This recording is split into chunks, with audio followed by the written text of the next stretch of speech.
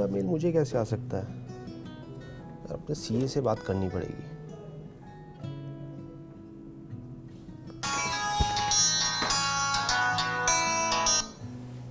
Hello. Hello. नमस्ते sir. Sir मुझे अभी ना इनकम टैक्स डिपार्टमेंट से स्क्रूटनी का मेल आया है। तुम्हें किस चीज़ का मेल आया है यार? वही मैं नहीं समझ पा रहा कि ये मेल मुझे कैसे आ सकता है। वही मैं लैपटॉप पे ही देख रहा हूँ, मतलब मैं समझ नहीं पा रहा हूँ। सर एक बार चेक कीजिए आप, मैंने आपको व्हाट्सएप किया है। मैसेज किया है, 1 मिनट रुको देखता हूँ। अरे तुम्हें बिल्डर से जो किराया मिला था ना, जी जी जी। उसी के लिए तुम्हारा ये केस स्क्रूटनी में आया है। आप क्या कर सकते हैं सर, इसमें बड़ी टेंशन हो रही है मुझे। अरे तुम्हें ज़्यादा परेशान होने की ज़रूरत नहीं है। सर मैं देख पा रहा हूँ इसमें, मतलब मेल में काफ़ी कुछ चीज़ें ऐसी लिखी हुई हैं, तो क्या कर सकते हैं आप?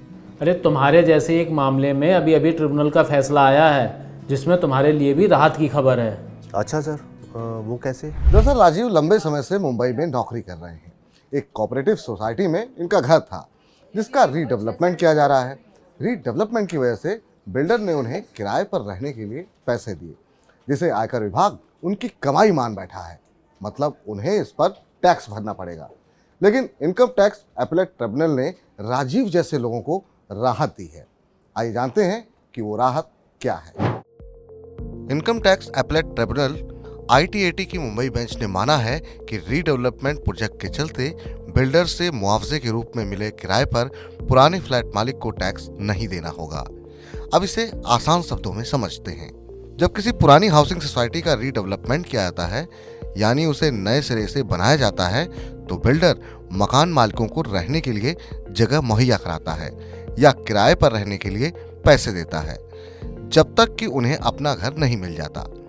आमतौर पर इस पैसे का इस्तेमाल किसी दूसरे घर में किराए पर रहने के लिए किया जाता है।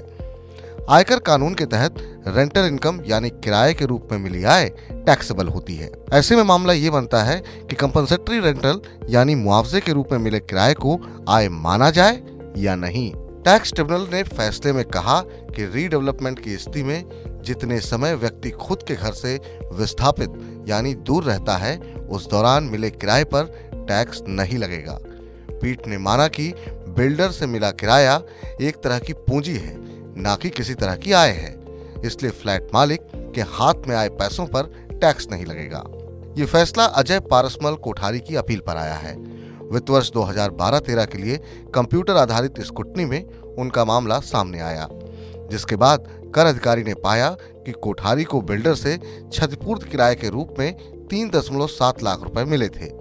हालांकि उन्होंने इस पैसे का इस्तेमाल रहने के लिए नहीं किया। कर अधिकारी ने इस रकम को अन्य स्रोत से आय के तहत कर योग्य माना था, यानी उन्हें अपने टैक्स स्लैब के हिसाब से इस रकम पर टैक्स देना था, जिसके खिलाफ उन्होंने कमिश्नर अपील और बाद में ITAT में अपील की थी। ट्रिब्यूनल ने कहा कि करदाता भले ही अपने माता पिता के साथ रहता था, लेकिन रीडेवलपमेंट के लिए अपना फ्लैट खाली करने में उसे परेशानियों का सामना करना पड़ा था। ऐसे में क्षतिपूर्ति के लिए मिला किराया कर योग्य नहीं है। इससे पहले एक और जजमेंट थी जिसको उन्होंने फॉलो किया, Devshree Lakshmi Dhedia versus assistant commissioner of income tax. ये मुंबई की ही जजमेंट है, माननीय अपीलेट प्राधिकरण की। उन्होंने अपनी जजमेंट को फॉलो किया। कोऑर्डिनेट बेंच की जो जजमेंट थी उसमें ऐसा कहा गया था कि अगर बिल्डर ने आपको कोई हार्डशिप मनी दिया है, कोई रिहेबिलिटेशन अमाउंट दिया है, कोई शिफ्टिंग मनी दिया है, जैसा कि उस केस में दिया गया था, तो इस पर टैक्स नहीं लगेगा। ये कैपिटल रिसीट्स है। एक्चुअली आपके पास जो बैंक में पैसा आता है वो 3 तरह का होता है। एक आपको आय होती है, एक आप किसी से कर्ज लेते हैं, तीसरा आपको किसी तरह से गिफ्ट या दान के रूप में आपको पैसा मिलता है। अब आय के जो 2 पार्ट हैं, एक रेवेन्यू है और एक कैपिटल रिसीट है। कैपिटल रिसीट्स इनकम टैक्स में टैक्सेबल नहीं होती है, उस पर किसी प्रकार का इनकम टैक्स नहीं लगाया जाता, जबकि रेवेन्यू रिसीट्स पूरी की पूरी टैक्सेबल है। मेट्रो शहरों में जमीन की कमी और प्रॉपर्टी की बढ़ी कीमतें रीडेवलपमेंट को बेहतर विकल्प बना रही हैं। इसमें उन इमारतों का कायाकल्प किया जाता है जिनमें लाइफ स्पैन खत्म होने के करीब है। मकान मालिकों और निवेशकों दोनों के लिए यह अच्छा सौदा है। घर मालिकों को आधुनिक सुख सुविधाएं मिलती है, जबकि निवेशकों को अच्छी लोकेशन पर प्रॉपर्टी मिल जाती है। घर मालिकों को अपना घर देने के बाद जो बचता है उसे बेचकर बिल्डर मुनाफा कमाते हैं। 2012। अगर आपको इस प्रकार का कोई नोटिस आता है तो आप इन दोनों जजमेंट को रेफर करते हुए आप अपना रिप्लाई दे सकते हैं।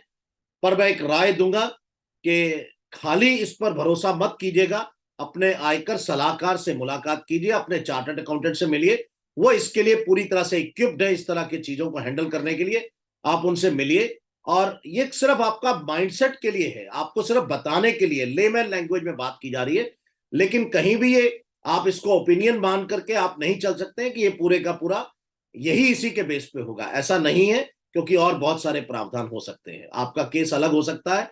तो आप बिल्कुल अपने आयकर सलाहकार से मिलकर के सलाह लेकर के अपना जवाब दीजिए।